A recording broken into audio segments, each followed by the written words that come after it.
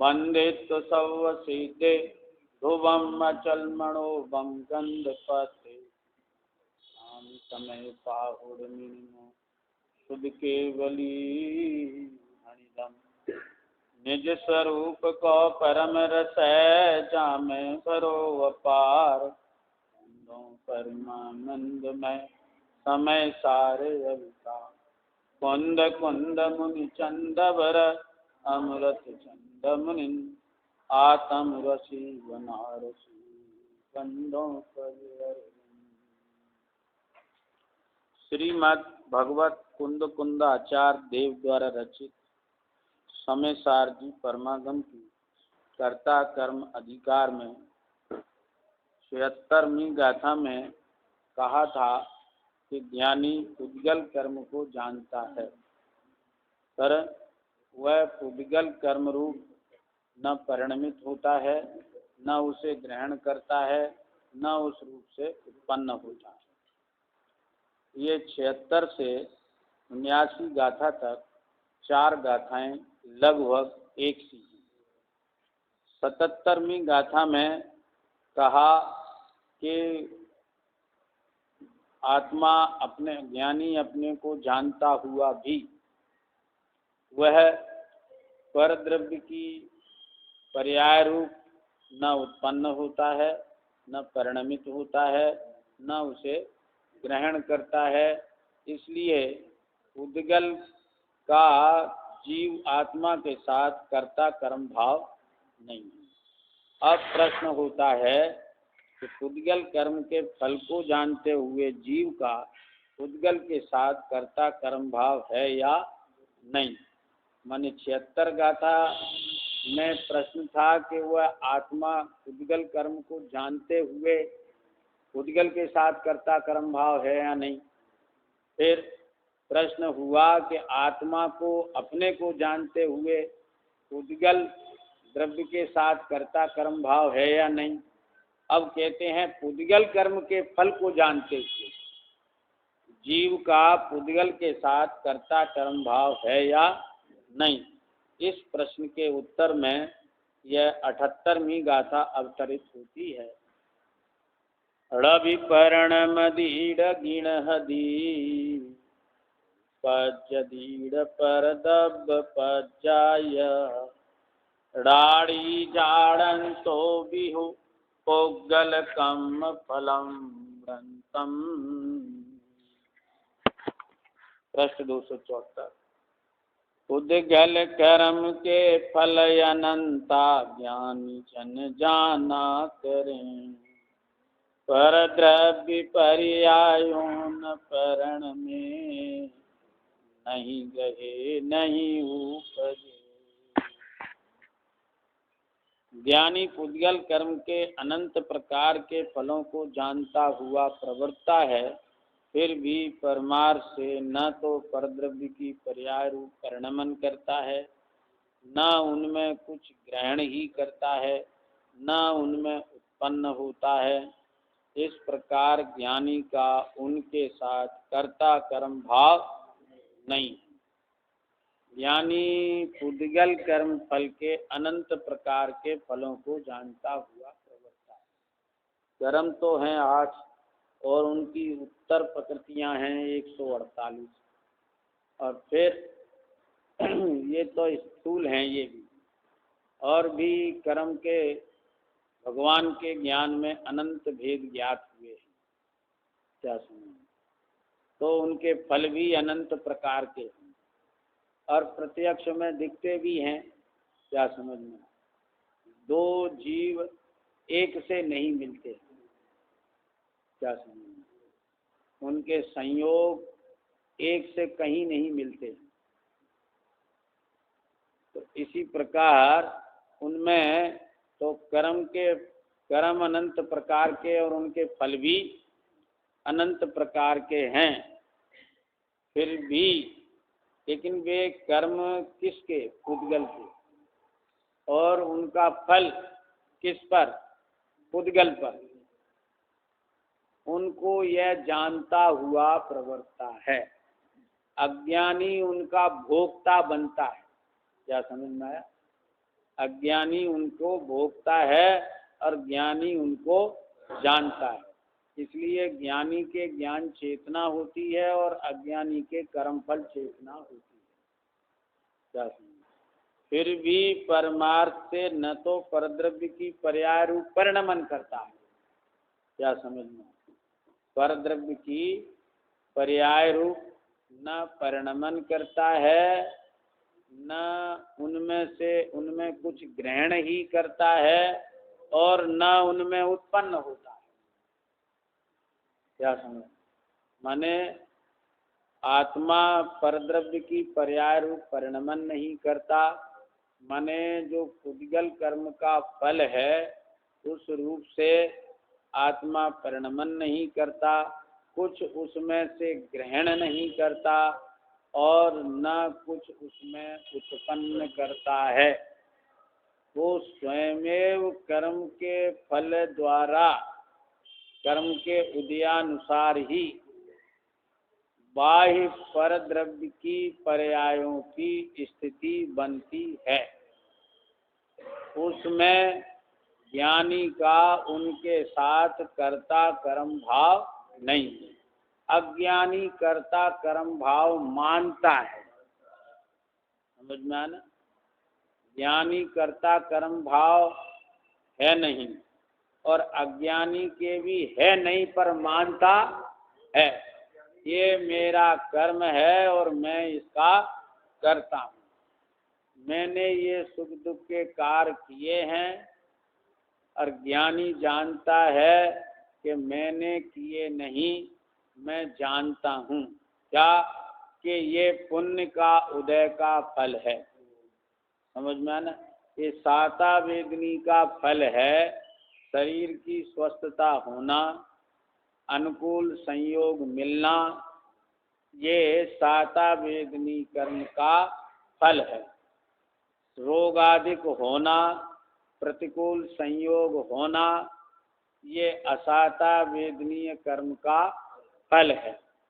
यश होना, यश प्रकृति का फल है। अपयश होना, अपयश प्रकृति का फल है। शरीर का आकार बिगड़ा हुआ होना, कुरूप होना, ये अशुभ संस्थान का फल है। सुंदर शरीर होना, ये शुभ संस्थान का फल है। वज्रमयी संगनन होना, ये शुभ संगनन का फल है। हीन संगनन होना शरीर का, ये अशुभ कर्म अशुभ संगनन का फल है। क्या समझ में, उच्च कुल में जन्म होना, ये उच्च गोत्र कर्म का फल है। नीच कुल में जन्म होना, ये नीच गोत्र कर्म का फल है। मनुष्य आयु प्राप्त होना, ये मनुष्य आयु कर्म का फल है। इसी प्रकार अन्य तीन समझ लेना। क्या समझ, तो ये सब क्या है, इनको सुख दुख क्यों कहते हैं कि इनकी प्राप्ति में जीव राग बस, राग देश बस इनमें सुख दुख की बुद्धि करता है। समझ में आया ना, तो जीव को जो सुख दुख का अनुभव होता है, उस अनुभव में ये पदार्थ निमित्त होते हैं, इसलिए ये पदार्थ भी सुख दुख कहलाते हैं। क्या समझना, जैसे मिश्री में मीठा स्वाद है, तो मीठा स्वाद तो ज्ञान में ज्ञात होता है। किसमें ज्ञात होता है, ज्ञान में ज्ञात होता है। तो स्वाद का अनुभव तो ज्ञान में हुआ, मिश्री में तो हुआ नहीं। लेकिन अब मिश्री कैसी है, मीठी है, ये किसने प्रमाणित किया, ज्ञान ने प्रमाणित किया ना। तो मिश्री मीठी कही जाती है, पर वास्तव में जो मीठा स्वाद है वो तो ज्ञान का परिणमन है। क्या समझना, तो ज्ञान में भी मीठा स्वाद है और मिश्री में भी मिठास है। तो अब मिश्री की मिठास कहें कि ज्ञान की मिठास कहें, है?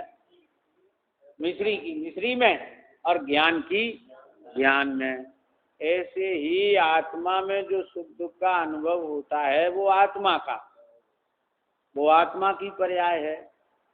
और जो बाह्य संयोग में जो पर पदार्थ हैं जिनका निमित्त बनने पर जीव को सुख दुख का अनुभव हुआ है, वे पदार्थ भी सुख दुख कहे जाते हैं। क्या समझिए, कहे जाते हैं ना। अब 4 प्रकार के सुख कहे जाते हैं कि नहीं? पहला सुख निर्मल काया। अब सुख का अनुभव तो आत्मा में होता है, तो वो अनुभव आत्मा में होता है। क्या समझ? लेकिन उसमें शरीर की जो निर्मलता है, वो शरीर की निर्मलता होने पर जीव सुख का अनुभव करता है, इसलिए शरीर की निर्मलता भी सुख कहलाती है। क्या समझ? पहला सुख है निर्मल काया, दूजा सुख है घर में माया, और तीजा सुख है सुलक्षण नारी, और चौथा सुख है सुत आज्ञाकारी। क्या समझ? इसमें काया और माया ये तो पुद्गल की ही है, और जो नारी और पुत्र है वो भले चेतन हैं, लेकिन उनके साथ जो संयोग है जिसके कारण ये सुख दुख का अनुभव करता है, वे भी पुद्गल ही है। क्या समझ में? तो फिर सुख दुख जो पुद्गल कर्म का फल रूप जो सुख दुख है, उसमें पुद्गल व्यापक है, उसमें आत्मा व्यापक नहीं। क्या समझ में? ये बात है। उसको आत्मा ग्रहण परिणमन नहीं करता, उस रूप आत्मा उसे ग्रहण नहीं करता। भले अज्ञान बस वो ऐसा मानता है कि मुझे इसमें सुख मिल रहा है, समझ में आना, लेकिन सुख का अनुभव स्वयं आत्मा का है, और वह पदार्थ उस आत्मा से भिन्न है। क्या समझ में? तो वो उस परद्रव्य की पर्याय रूप आत्मा परिणमन नहीं करता, परद्रव्य की पर्याय को ग्रहण नहीं करता, और परद्रव्य में उत्पन्न नहीं होता। इस प्रकार ज्ञानी का उन कर्म के फल के साथ कर्ता कर्म भाव नहीं है, इसलिए ज्ञानी को भोक्ता बुद्धि नहीं है, कर्म फल चेतना नहीं है, ज्ञान चेतना है। अब देखो टीका में आचार्य अमृतचंद्र सूरी कहते हैं, 3 प्रकार के प्राप्य विकार्य निर्वृत्त ऐसे व्याप्य लक्षण वाले सुख दुख आदि रूप पुद्गल कर्म के फलों में पुद्गल द्रव्य ही अंतर्व्यापक होकर आदि मध्य अंत में व्याप्त होकर उसको ग्रहण करता है। समझ में आया ना? जो सुख दुख आदि रूप से पुद्गल कर्म के फल हैं, उनमें पुद्गल द्रव्य ही अंतर्व्यापक है। आदि में माने पहले भी, मध्य में भी और अंत में भी व्याप्त होकर उसको ग्रहण करता है। जिसको पुद्गल कर्म फल को कौन ग्रहण करता है? पुद्गल। इसको कहते हैं प्राप्त। ग्रहण करता माने प्राप्त करता है, प्राप्त करता है। उस रूप परिणमन करता हुआ पुद्गल द्रव्य उस रूप परिणमन करता है, पुद्गल कर्म के फल रूप परिणमन करता है, अर्थात विकारी होता है। कौन विकारी होता है? वह पुद्गल ही विकारी होता है, और उससे ही उत्पन्न होता हुआ वह पुद्गल कर्म फल पुद्गल से ही उत्पन्न हुआ है। वह पुद्गल का निर्वृत्त कर्म है, उन्हें करता है, परंतु उन कर्म फलों को जानता हुआ भी यह ज्ञानी, ज्ञानी कौन? कि जो उन कर्म फलों को जानता है, जानता हुआ भी यह ज्ञानी स्वयं अंतर्व्यापक होकर बाहर में स्थित परद्रव्य के परिणाम को मिट्टी और कलश की तरह आदि मध्य अंत में व्याप्त होकर न तो ग्रहण करता है, न उस रूप परिणमन करता है, न उससे उत्पन्न होता है।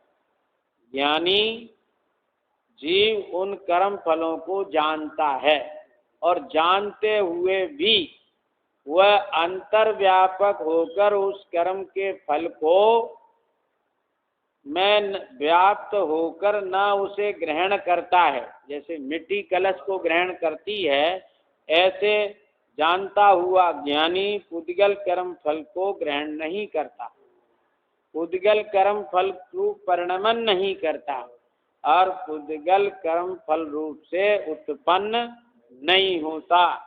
जैसे मिट्टी जो है कलश को ग्रहण करती है, कलश रूप से परिणमन करती है, कलश रूप से उत्पन्न होती है, वैसे आत्मा परद्रव्य रूप कर्म के फल रूप को न ग्रहण करता है, न परिणमन करता है, न उस रूप से उत्पन्न होता। तो फिर कैसे है?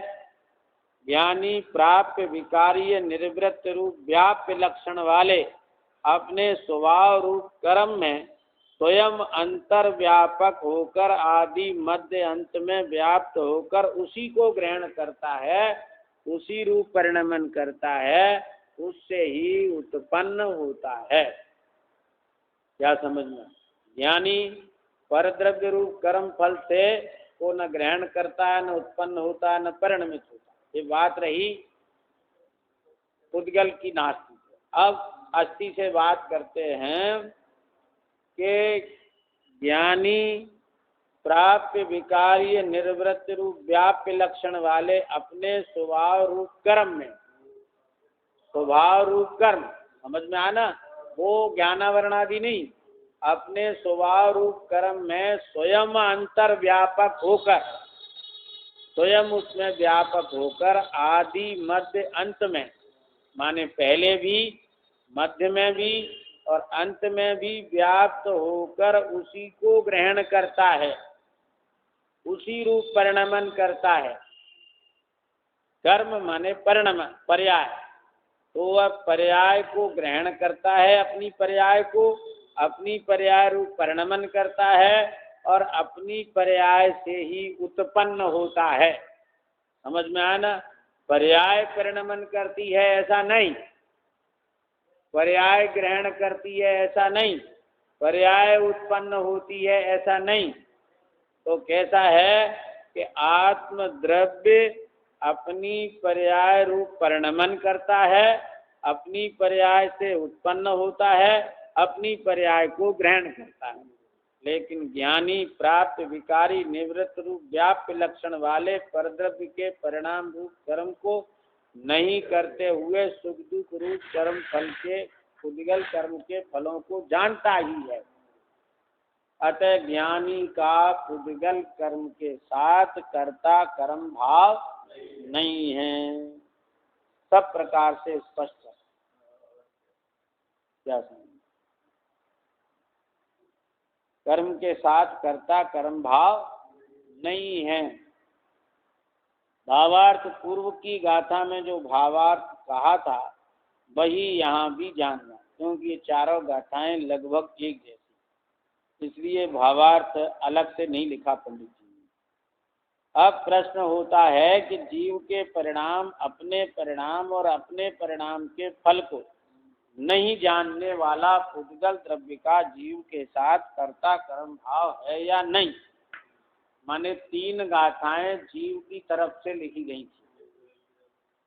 अब ये गाथा 79 पुद्गल की तरफ से यहाँ प्रश्न होता है कि वह पुद्गल द्रव्य जीव को नहीं जानता, अपने परिणाम को नहीं जानता, अपने परिणाम के फल को नहीं जानता। समझ में आया ना? तीनों को नहीं जानता, तो उसका जीव के साथ कर्ता कर्म भाव है या नहीं? क्या समझ? वो किसी को जानता ही नहीं है, तो फिर वो अपना काम कैसे कर लेता है? तो फिर वो कर्ता कैसे हो जाएगा अपने काम का?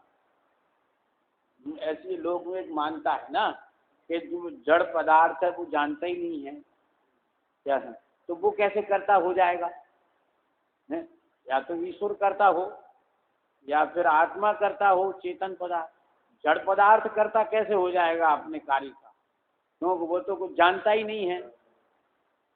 इस तरह का प्रश्न है ये। तो उसके उत्तर में ये 79 नंबर की गाथा अवतरित होती है। ढविपरणमदीड गिणहदी ओपज्यदीड परदब्बपज्जाय कोगलदब्बं पितः परणमदिसैह भावेहि। इस भांति पुद्गल द्रव्य भी निज भाव से ही परिणमे, पर द्रव्य पर्यायो न परण में नहीं ग्रहे नहीं उपजे। उद्गल द्रव्य भी पर द्रव्य की पर्यायों में न तो अनुरूप परिणमन करता, न उनको ग्रहण ही करता और न अनुरूप उत्पन्न ही होता है, क्योंकि वह तो केवल अपने भावों से ही परिणमन करता है। क्या समझ में? उद्गल द्रव्य भी पर द्रव्य की पर्यायों में। अब उद्गल द्रव्य की अपेक्षा पर द्रव्य कौन है? जीव द्रव्य। तो पुद्गल द्रव्य भी जीव द्रव्य की पर्यायों में न तो अनुरूप परिणमन करता है, न उनको ग्रहण ही करता है, न अनुरूप उत्पन्न ही होता है, क्योंकि वह तो केवल अपने भावों से ही परिणमन करता है। ज्ञानावरण कर्म आत्मा के ज्ञान का नाश नहीं करता, और ज्ञानावरण का क्षयोपशम आत्मा को ज्ञान नहीं देता। क्या समझ? दर्शनावरण कर्म आत्मा के दर्शन का नाश नहीं करता, और दर्शनावरण का क्षयोपशम आत्मा को दर्शन नहीं देता।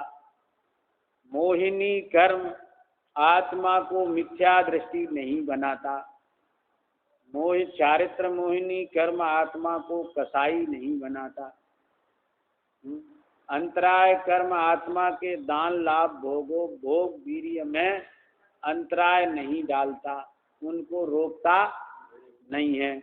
और अंतराय का क्षोपशम आत्मा में ज्ञान दान लाभ भोग उपभोग वीर्य को उत्पन्न नहीं करता।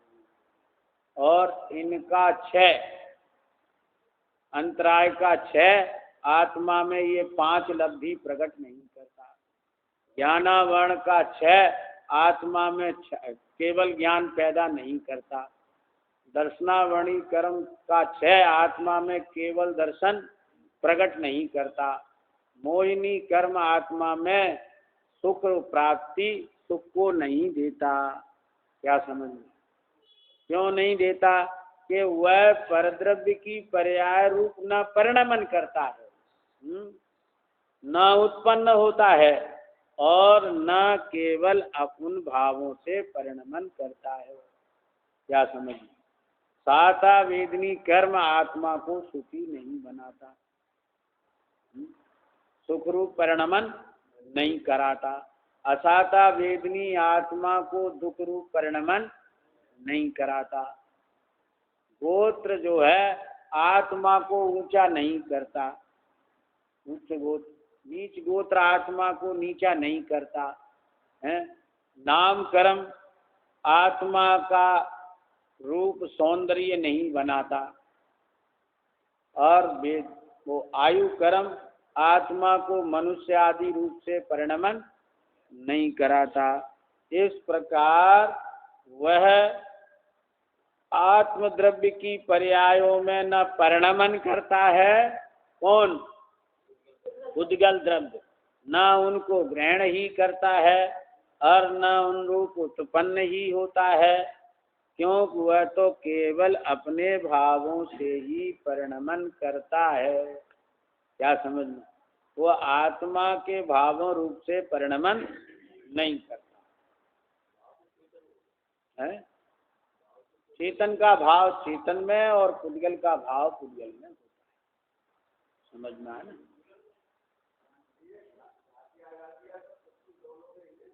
है? घातिया में साता साता बेगनी है, क्या समझ में? हाँ, तो वो घात निमित्त नैमित्तिक कुछ भी हो, अगली गाथाओं में ये बता रहे हैं, अगली गाथाओं में ये बात बताने वाले हैं कि इनके कार्यों में परस्पर निमित्त नैमित्तिक है, क्या समझ में? अभी बात ये चल रही है उपादान से कर्ता कर्म भाव नहीं है, क्योंकि एक दूसरे में अंतर व्यापक नहीं है, अपने अपने में व्यापक होकर अपना अपना कार्य करते हैं। जीव अपना कार्य करता है अपने में व्यापक होकर, और पुद्गल अपने में व्यापक होकर अपना कार्य करता है। दृष्टांत चारों गाथों में क्या, पांचों गाथा में एक ही है। कौन सा दृष्टांत है? कि मिट्टी घड़े रूप से परिणमन करती है, ऐसे ही जीव जीव रूप से परिणमन करता है। जीव द्रव्य अपनी पर्यायों रूप परिणमित होता है, पुद्गल द्रव्य अपनी पर्यायों रूप परिणमित होता है व्याप्य व्यापक भाव से। जैसे मिट्टी जो है व्याप्य व्यापक भाव से घड़े रूप परिणमित होती है, ऐसे ही आत्मा अपने परिणामों में व्याप्य व्यापक भाव से परिणमन करता है, और पुद्गल द्रव्य अपनी पर्यायों में व्याप्य व्यापक भाव से परिणमन करता है। टीका में आचार्य अमृतचंद्र स्वामी का अर्थ है, पुद्गल द्रव्य जीव के परिणाम को, अपने परिणाम को और अपने परिणाम के फल को नहीं जानता हुआ प्रवर्ता है, क्या समझ? पुद्गल द्रव्य कैसा है कि जीव के परिणाम को नहीं जानता, अपने परिणाम को नहीं जानता, अपने परिणाम के फल को नहीं जानता हुआ प्रवर्ता है। वह परद्रव्य माने जीव द्रव्य के परिणाम रूप कर्म को मिट्टी और कलश की तरह स्वयं अंतर व्यापक होकर आदि मध्य अंत में व्याप्त होकर न तो ग्रहण ही करता है, न उन रूप परिणमन करता है, और न उन रूप उत्पन्न ही होता है। कौन?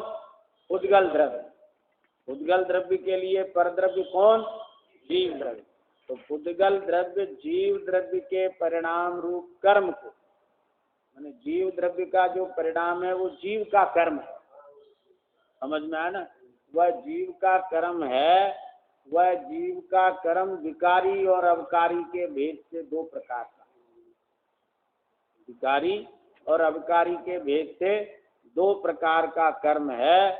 वह उस कर्म रूप मिट्टी और कलश की तरह स्वयं अंतर व्यापक होकर, जैसे मिट्टी कलश में अंतर व्यापक है, ऐसे वह पुद्गल द्रव्य जीव के परिणामों में न अविकारी परिणाम में व्यापक है, न विकारी परिणाम में व्यापक है, आदि मध्य अंत में व्याप्त होकर, वो जीव द्रव्य में आदि मध्य अंत में व्याप्त होकर न तो ग्रहण करता है, न उन रूप परिणमन करता है, न उन रूप उत्पन्न होता है। माने जीव की निर्मल पर्याय को न ग्रहण करता है, क्या समझ में है? न निर्मल पर्याय रूप परिणमन करता है और न निर्मल पर्याय रूप उत्पन्न होता है। जीव की विकारी पर्याय को न ग्रहण करता है पुद्गल, क्या समझ में? एक कल्पना है केवल के पुद्गल द्रव्य उसमें अंतर व्यापक है, ये महाविपरीत अर्थ है। तो जीव की पर्याय में पुद्गल अंतर व्यापक है। पुद्गल द्रव्य जीव की विकारी पर्याय में पर्याय को न ग्रहण करता है, न उस रूप परिणमन करता है, न उस रूप उत्पन्न होता है, क्या समझ में? अगर जीव उसमें वो पुद्गल उसमें अंतर व्यापक हो जाए जीव की पर्याय में, तो फिर वो जीव की कहाँ रही, फिर तो वो पुद्गल की हो गई, क्या समझ में? फिर तो है ऐसा कैसे हो जाएगा? अगर ऐसा हो जाएगा तो फिर जीव भी पुद्गल की पर्याय में व्यापक हो जाना चाहिए, क्या समझ में है? जब पुद्गल द्रव्य जो है जीव की पर्याय में अंतर्व्यापक हो जाएगा तो जीव भी पुद्गल द्रव्य की पर्याय में अंतर्व्यापक हो जाए तो सब गड़बड़ घोटाला हो गया। फिर समय सार से क्या सीखा है? दो द्रव्यों को भिन्न भिन्न बता रहे हैं आचार और तुमने दो द्रव्य मिला दिए, क्या समझ में है? भारी भूल है। और उनको क्या लगता है कि पर्याय को द्रव्य में मिला दिया, ये भारी भूल। क्या समझ में आया?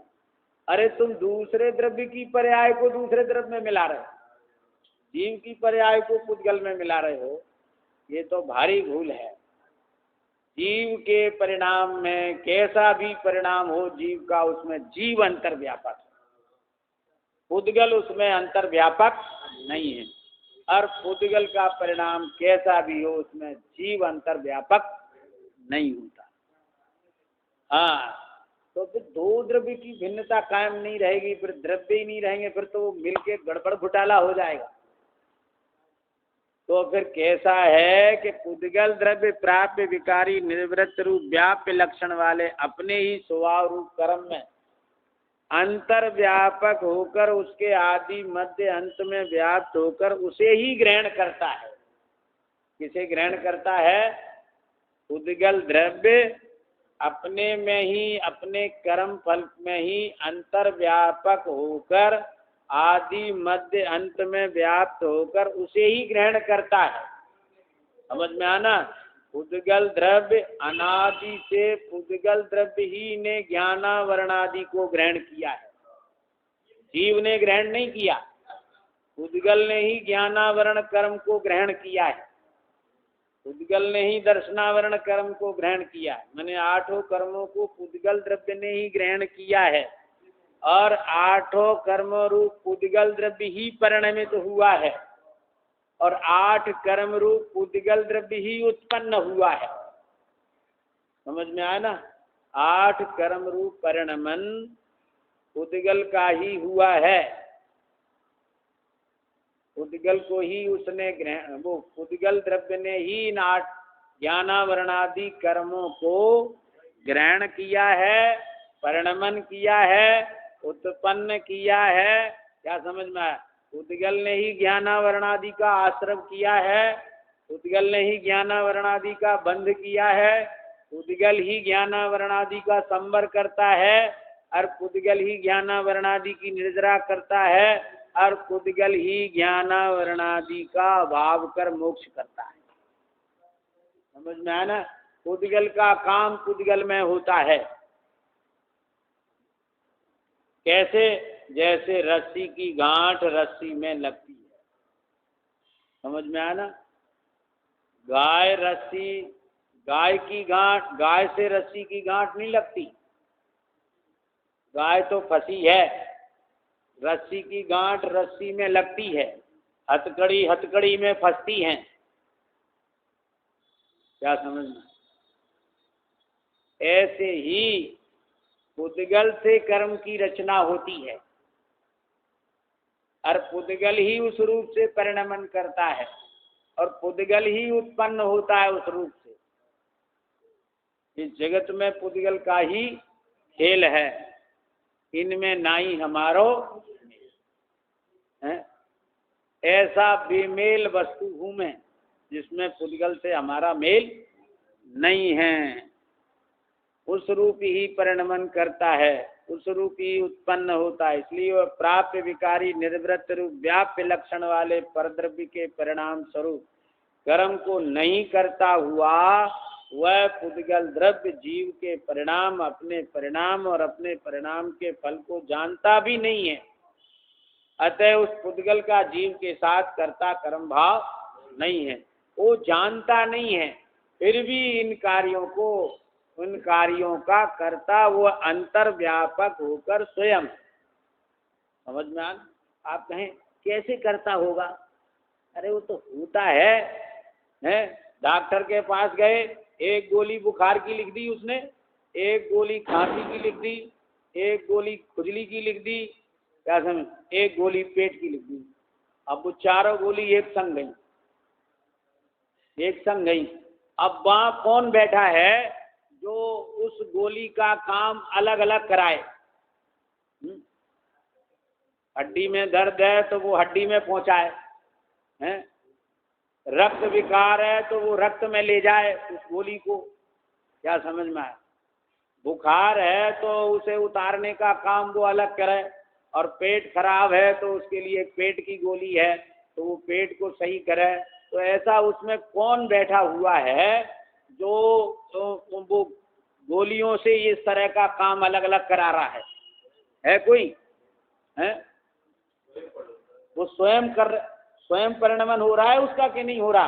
अरे डॉक्टर दूर बैठा है और आपने तो गोली निगली है, समझ में आया ना? आप उसमें कुछ कर रहे हो क्या? आप कुछ कर नहीं रहे, डॉक्टर कुछ कर नहीं रहा, तो वो गोली अपने आप काम कर रही है? बोलो, वो अपने अपने ठिकाने पे काम कर रही है। ये कैसे हो रहा है बोलो?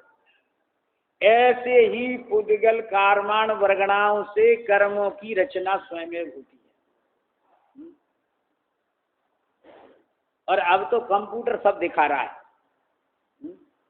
अब तो कंप्यूटर सब दिखा रहा है, बटन दबाओ, गुणा भाग लग के बाकी और स्टॉक सब निकल के आ गया। क्या समझ? और उसमें भूल नहीं निकलेगी। वो सब निकल के आ गया।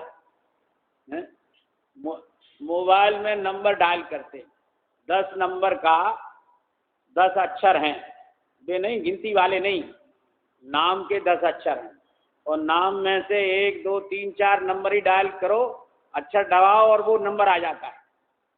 पूरे 10 दबाने की जरूरत नहीं है। क्या समझ? तो वो कैसे आ जाता है? कौन कर रहा है उसमें? एक पूरा जो है एक भ्रम हो गया है जीव को कि जीव करता है, मैं करता हूँ, है? वो सब अपने आप होता है कि नहीं होता? ऐसे ही कार्माण वर्गणाएं स्वयं कर्म रूप से परिणमन करती है। क्या समझ में? आप कहें कि जीव विकारी भाव नहीं करे तो कैसे होगा? तो वो तो निमित्त नैमित्तिक है, हैं?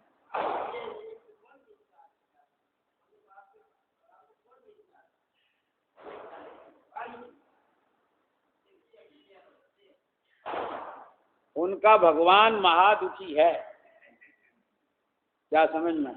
उनका भगवान को इतनी चिंता है, जो ऐसा मानते हैं कि सब काम भगवान करता है, उसके बिना कोई कुछ नहीं करता है। तो मैं समझता हूँ उस भगवान को नींद तो आ नहीं सकती है। एक मंत्री को नींद नहीं आती, सारी बाह्य अनुकूलताएं होते हुए भी। क्या समझ में? जितनी भी बाहर की सुख सुविधाएं हैं वे सभी उपलब्ध होते हुए भी उन्हें नींद नहीं आती। क्यों नहीं आती? उसका एक ही तो कारण है कि वो सबके कर्ता बने बैठे कि जी काम हमें करना है, हम इस पर शासन चला रहे हैं, हमें सरकार चलानी है, हमें सारी कोई आदमी अकाल पड़ा तो वो अकाल से किसान दुखी है, समझना? तो वो भी इसकी जिम्मेदारी समझता है कि हमारे राज्य का वो आदमी दुखी है। किया नहीं किसी ने दुखी, किसी ने किया नहीं दुखी, लेकिन वो हो रहा है दुखी, तो वो उसकी जिम्मेदारी लिए बैठा है कि इसका दुख निवारण होना चाहिए। क्या समझ? कोई दुखी नहीं होना चाहिए, तो सारी जिम्मेदारी लेता है। वो थोड़ी सी जगह की जिम्मेदारी लेता है, उसको चैन नहीं, और जिस 3 लोग की जिम्मेदारी लेगा उसका क्या हाल होगा? क्या समझ? वो महादुखी होगा कि नहीं होगा? और महादुखी होगा तो वो ईश्वर कहलाएगा क्या? है? नहीं, वो ईश्वर नहीं है, वो परमात्मा नहीं है। केवल कल्पना है अज्ञानियों की कि परमात्मा को दुनिया की चिंता है। क्या समझे? तो उसके बिना पत्ता नहीं हिलता। पत्ता हिलाने का काम भगवान का नहीं है, सब परिणमन स्वयमेव होता है। अगर वो ही करता है तो फिर किसी को दुखी होने ही नहीं दे। वो समझ में आया ना, कोई किसी को खोटी बुद्धि नहीं पैदा करे, कोई चोर नहीं रहेगा फिर दुनिया में है? कोई अपराधी नहीं होगा। क्यों? कि वो बनाएगा ही नहीं ऐसे। क्या समझना? और अगर वो ही सब बनाता है तो उसने क्यों बनाए ऐसे? चोर डकैत क्यों बनाए? जब उसके बनाए उसके बिना कुछ होता ही नहीं, जो कुछ करता है वो ही करता है, तो उसने चोर डकैत क्यों बनाए? उनको ऐसी खोटी बुद्धि क्यों दी? तो कोई देने लेने वाला करता ईश्वर तो नहीं है। अरे एक द्रव्य दूसरे द्रव्य का कुछ करता नहीं है। ये दिगंबर जैन शासन की अलौकिक अध्यात्म है। क्या समझ कि पुद्गल द्रव्य अपना कार्य अपने में अंतर व्यापक होकर करता है। क्या समझ में आया? परिणाम को, अपने परिणाम के फल को, जीव के परिणाम को नहीं जानता, परंतु पुद्गल का जीव के साथ कर्ता कर्म भाव नहीं है। भावार्थ ये तो अज्ञानता से कहता है ना कि कर्म रुलाते हैं इस जीव को, है? कर्म रुलाते हैं तो फिर जीव की कभी मुक्ति नहीं हो सकती है। क्या समझना? क्यों? कर्म तो रुलाते रहेंगे, अनादि से कर्म है और कर्म रुलाते रहेंगे तो इसकी कभी मुक्ति नहीं हो सकती। लेकिन मुक्ति हो जाती है, इसका क्या मतलब है? जड़ कर्म घुमाता है मुझको, यह मिथ्या भ्रांति रही मेरी। मैं राग द्वेष किया करता, जब परिणत होती जड़ केरी। क्या समझ? मैं राग द्वेष मोह रूप परिणाम करता हूँ, उसमें जीव अंतर व्यापक होकर परिणमन करता है। और पुद्गल कर्म में पुद्गल द्रव्य अंतर व्यापक होकर परिणमन करता है। भावार्थ यदि कोई ऐसा जाने कि पुद्गल तो जड़ है, इसलिए वह किसी को जानता भी नहीं है, तो फिर उसका तो जीव के साथ कर्ता कर्म भाव होगा ही। परंतु ऐसा भी नहीं है। क्यों नहीं है? क्योंकि परमार्थ से एक द्रव्य का किसी भी द्रव्य के साथ कर्ता कर्म भाव नहीं होता। क्या समझ? एक द्रव्य का दूसरे द्रव्य के साथ कर्ता कर्म भाव नहीं होता। ये बात पक्की समझ लो। अगर ये समझ में ना आई तो सब गड़बड़ होगा। इधर जीव की पर्याय को पुद्गल में, पुद्गल की पर्याय को जीव में मिलाना, पर का अंश अपने में मिलाना, अपना अंश पर में मिलाना, यही काम सब मिथ्या दर्शन करता है। क्या समझ? ज्ञानी तो जानता है कि पुद्गल का परिणमन पुद्गल में, कर्म नो कर्म के परिणाम को जानता है ज्ञानी। 75वीं गाथा में आया ना, ज्ञानी कौन? जो कर्म नो कर्म के परिणाम को जानता है, उसका कर्ता नहीं, तो ज्ञानी है। इस प्रकार यहाँ 78वीं गाथा 79 गाथा तक व्याख्या हुई। शेष कक्षा आगे।